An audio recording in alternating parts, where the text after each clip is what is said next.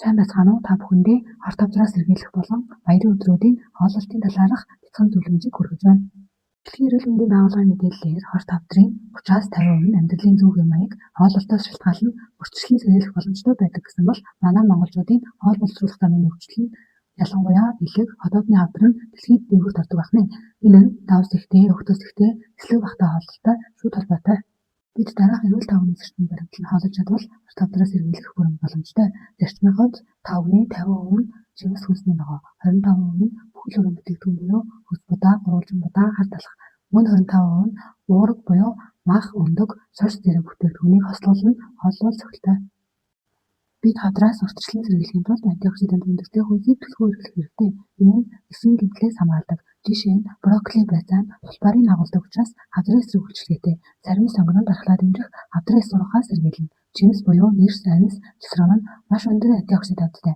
Мөн ногоон цайнд катехин агуулдаг тул эсрэг хуваагдлыг хангахад тустай байдаг. Тэгвэл бидний их баяр буюу цагаан сарын баяраар хэмжин нэмэхгүй эрүүл зөв хооллох талаар зөвлөмжийг хүргэе.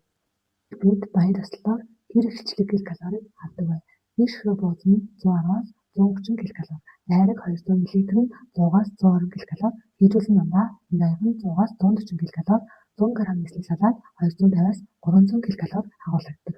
Тэгвэл бид 3 айлт ороод тус бүр 3 бууз нэг салаад нэг ундаа уугаад 3000-аас дээш ккал авна. Энэ нь насанд хүрсэн эрэгтэй хүний 2 өдрийн хоолтой тэнцдэг. Тэгвэл бид хоолны дараа юу идэж уух нь хоолны зохицол ба үйл зохицлоос хамаарна. Үйл зохицлын хувьд мах буусны араас хүүтэн хийжүүлсэн ундаа уух нь уг тусыг ходоодод зарцааж хоол боловсруулалтын зохицол байдалд оруулдаг. Мөн махны араас шууд жимсдэг нь жимс хурдан шингдэгч махтай холилдвол ходоодод сэлтэл төсгөж гэцэг дүүргэдэг. Иймээс жимсийг хоолноос нэг цагийн дараа идэх нь зүйтэй. Зөв зохицлын хувьд махнахан бүтээгдэхүүний араас ногоон навчит ногоо хэрэглэх нь ногоон дагуулгах хэсэг нь махны шингэдэг сайжруулж бүдүүн гэцэг зөвлөнө. Уг тусны араас эцэглэн бүтээгдэхүүн буюу тараг, аруул, кимчи, таршилсан ногоо хэрэглэх нь хоол боловсруулалтыг дэмжинэ. Мөн махнахан бүтээгдэхүүний араас халуун нэлээд шингэн зөвлөх нь уг тусыг зарцаахгүй байх цэцгэлгалтыг дэмжинэ. Баяр болон энгийн өдрөөр дараах хоолны зарчмыг баримтлан хооллол хоолны шингэд сайжирч хоолны шалтгааллах өвчин нэмгээс урьдчилан сэргийлэх боломжтой. Нэгдүгээрт дараалтаа идэх. Энэ нь ногооны салаад төрүүлждээд дараа нь бууз идэх. Хоёрдугаарт зажилж идэх. Нэг буузыг доройж 30 удаа зажилах. Гуравдугаарт зөв шингэнийг сонгож уух. Шингэлэг ундаанаас татгалзаж халуун цай хэрэм юм уу ус уух. Дөрөвдүгээрт хөдөлгөөн хийх. Аль хэсэгтээ машин бус алхаж байх. Тавдугаарт давсаа багасгах. Давс нь бие хавагдах нэг шалтгаан болдог. Зөв хооллол зөв амьдралыг чиглүүлдэг.